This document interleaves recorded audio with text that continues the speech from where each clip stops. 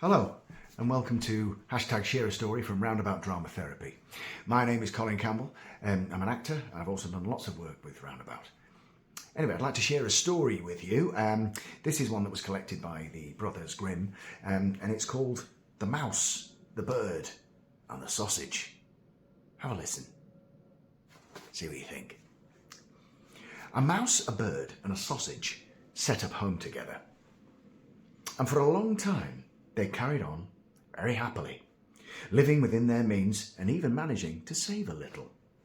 The bird's job was to go into the forest every day and bring back wood for the fire. The mouse had to get water from the well, make the fire and lay the table. And the sausage did the cooking. But we're never content with living well if we think that we can live better. And one day, the bird was in the forest. He met another bird and boasted about his pleasant way of life. The other bird only called him a poor dupe. What do you mean? Well, who's doing the lion's share of the work? You are. You have to fly back and forth carrying heavy bits of wood while the other two take it easy. They're taking advantage of you and make no mistake about it. The bird thought about this. It was true that after the mouse had lit the fire and carried the water in, he usually went back into his room and had a little snooze before he got up and laid the table. The sausage stayed by the pot most of the time, keeping an eye on the vegetables, and from time to time he'd slither through the water to give it a bit of flavouring. If it needed seasoning, he'd swim more slowly. That was more or less all he did. When the bird came home with the wood, they stack it neatly by the fire, sit down and eat, then sleep soundly till the next day. That was how they lived, and a fine way of life it was. However, the bird couldn't help thinking about what the other bird had said, and the next day he refused to go and gather wood. "I've been your slave for long enough," he declared. "You must have taken me for a fool. It's high time we tried a better arrangement." "But this works so well," said the mouse. "You would say that, wouldn't you?" "Besides," said the sausage, "this suits our different talents." "Only because we've never tried to do it any other way."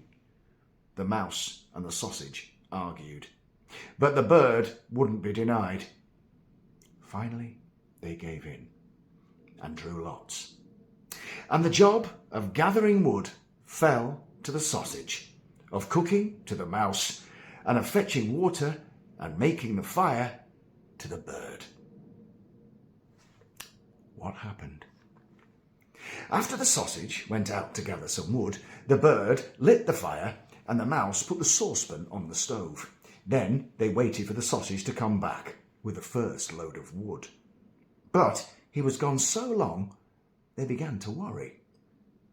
So the bird went out to see if he was all right. Not far from the house, he came across a dog, licking his lips. "You haven't seen a sausage, have you?" "Yeah, just ate him. Delicious. Ow." "What do you mean? You can't do that. That's appalling. I'll have you up before the law." "He was fair game. There's no sausage season as that I know of." "He certainly was not fair game. He was innocently going about his business. That is downright murder." "Well, that's just where you're wrong. He was carrying forged papers. And that is a capital crime," said the dog. "Forged papers? I've never heard such nonsense. Where are they? Where's your proof?" "I ate them too." Oh. There was nothing the bird could do. In a fight between a dog and a bird, there's only one winner, and it isn't the bird.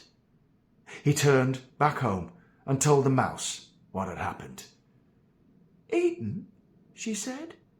"Oh, that's dreadful. I shall miss him terribly." "It's very sad. We'll just have to do the best we can without him," said the bird.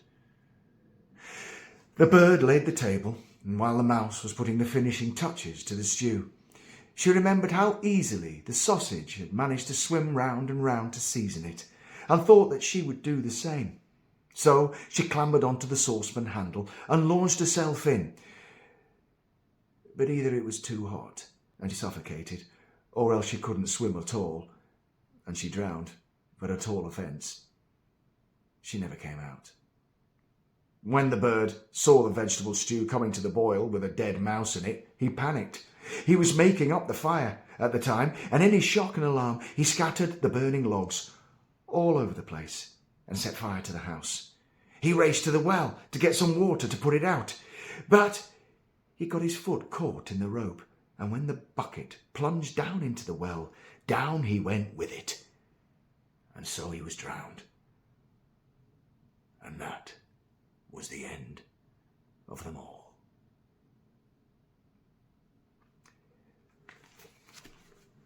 And that's the story of the mouse, the bird, and the sausage. Thank you for listening.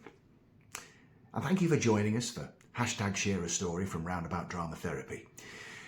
Now, we understand that times are tough, but if you could make a small donation, we'd be very grateful. Your gift will help change the lives of children and adults who Roundabout supports. Don't forget to share this video with your friends and family. Thank you.